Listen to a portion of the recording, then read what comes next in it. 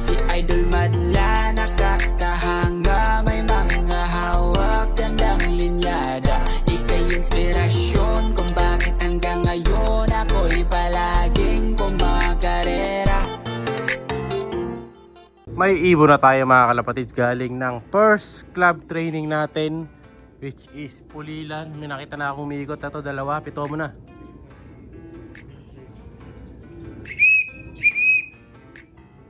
Wala, mag-landing, lagpas na sila. Pero hindi pa natin nakita. Ito na yung marami. Hindi, nauna lang sila boy. Ayun yung marami oh. Ayun oh. Kami nauna ng ganyan. Yun lang, dahil nga malapit pa tayo, medyo nagpapartida. So, syempre kailangan i-ano natin to na parang may tunay na kagad na laban kahit first training pa lang. Ayan o, tatlo na sila. Tagal landing, pero di bale, at least para record na natin kung sino yung mga unang mabibilis. Kailangan sa likod dyan. Pasok! Ayan na. Pa na, nakakamiss mga kalapatids kasi ngayon lang ulit tayo nakapag-training nang may mga sakit tayong mabilis. Sana si Checkered to, si 1-7 yung nag-lap winner natin last time. Pero ngayon bagal siya, tagal pumasok eh. Old. Siya yan, yung mababa na yan. Matik to, una to eh. Ang masama nito, dagit lang yung kasama pala. Pero sumasabay eh, sa atin yan. Kaso hindi nagtataka mag-landing.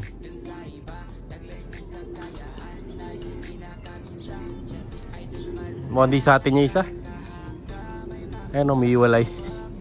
Sana sa atin yan. 1-7, baba. Speed na 1.7 naging 700 na lang sa tagal mag-landing mga kalapatids. 2 minutes na. Kita nyo naman sa timer. Kailan try na to ng ikot, hindi pa rin bumababa. So sinakay natin dito, ilan sinakay natin boy? Siyam na kalapate sinakay namin kagabi.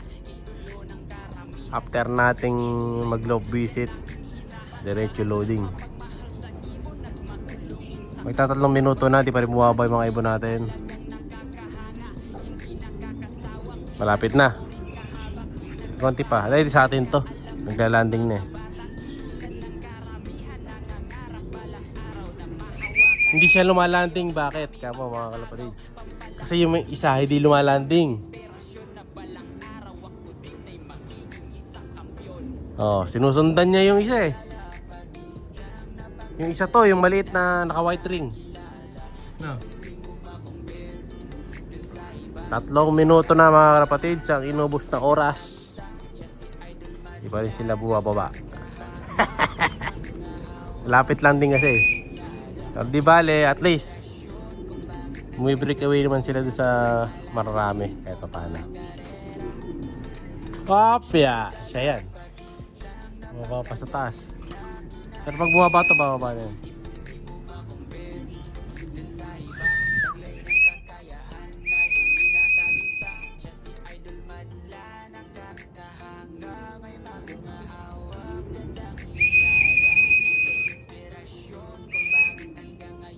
Kung magagamit dito yung plug ng kalapatids ha.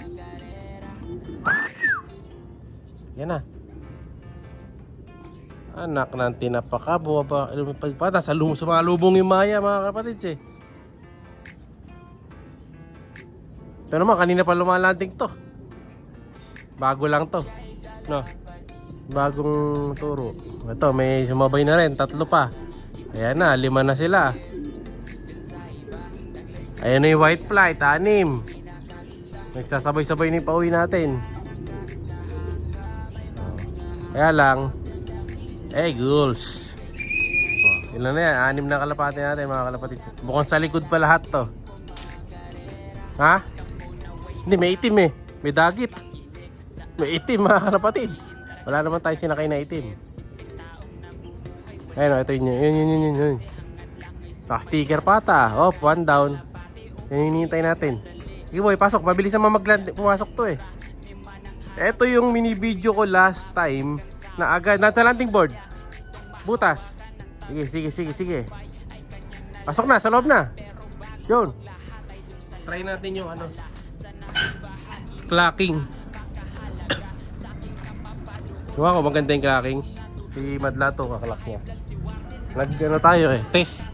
Para doon sa clacking natin kasi first time. Pero ito may rumoronda 5. May dagit pang kasama. Hindi sa atin yun, yung isa dagit lang. Ito pa isa, bumubulusok oh. Sa ating iya yan. Sumama doon sa kanila.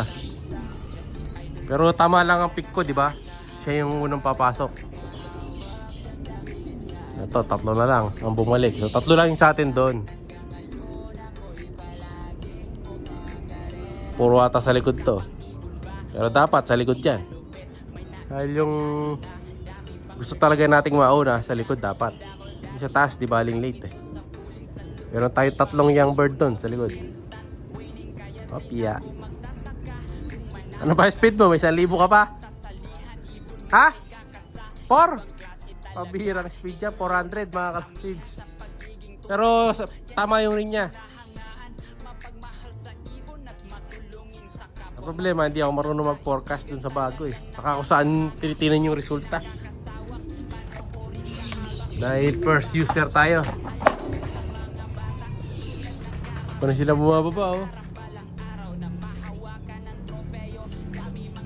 6 minutes na, diretso video natin mga kalapatids. Yung unang dumating nakasabay ni 17. Wala na. Grabe speed, 400. So yun, lumalayo pa sila doon. Wait natin to hanggang makapasok. So Sham, 1 out of 9 pa lang. Pero to yung white flight confirm sa atin to. Yung babae yan eh.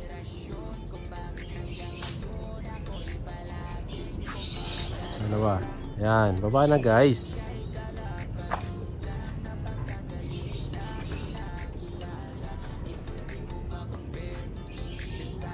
Pasok. Yan no. Oh. Manding na lahat. Sa ibabaw. Tulak natin. Eto na naman sila. Lumipad na naman yung 4.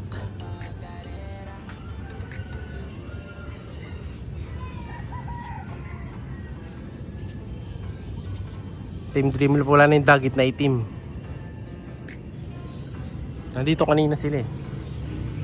Lumipad ulit.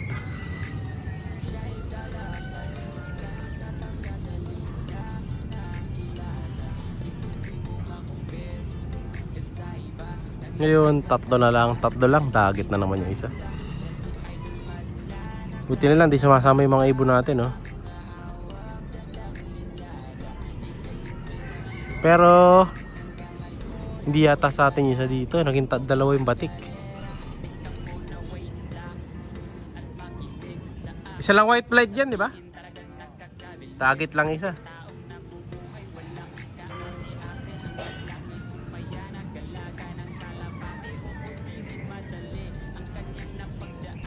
Ay, di, yung grisel.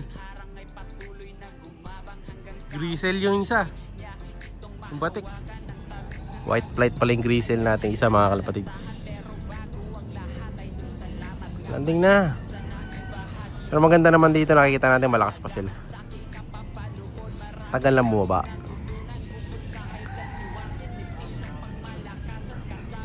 Okay lang eh, para rumoronda lang, malakas pa. Yung isa talaga pang sali dyan dahil mabilis pumasok eh.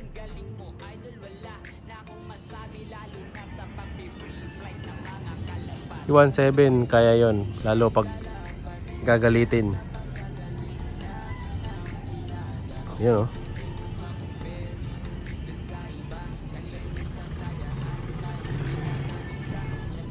Landing na.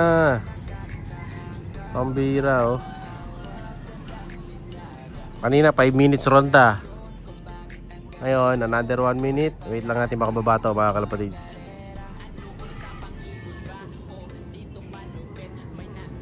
Yun. Sipag ng tatlo na to. Pero hindi yung inaasahan pa natin ibon na mabilis yung nauna. Si Grisel. Malaki expectation natin dito sa Barakong Grisel na to. Dahil nga kapatid siya ng 2 times lap winner, pulsive. Kailangan maka-lap winner din siya.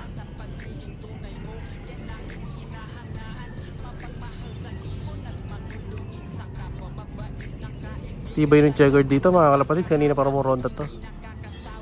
Kasabay ni 1-7. Ngayon nandito pa rin. Ayan.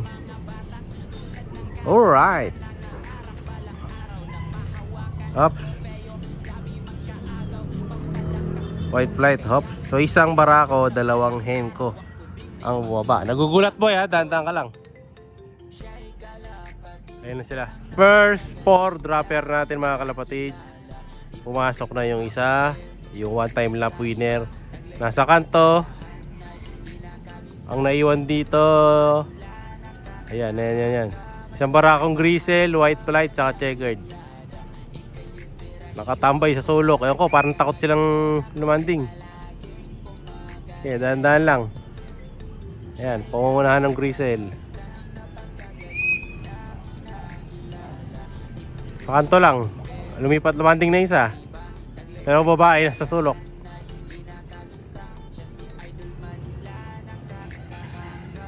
Grisel, pumasok na.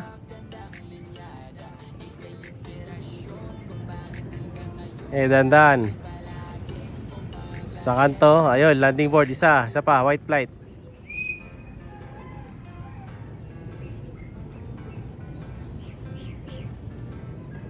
Dandan.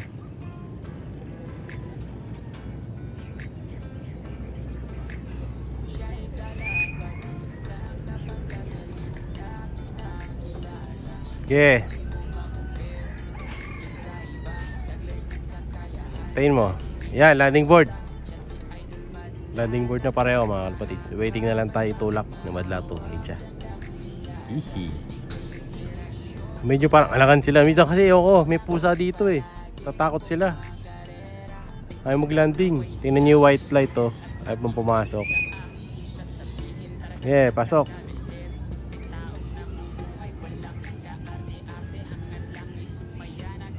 Sara mo na ilalim para... Ayun, okay na. Siya'y kalapatistang napakagaling na kinakilala.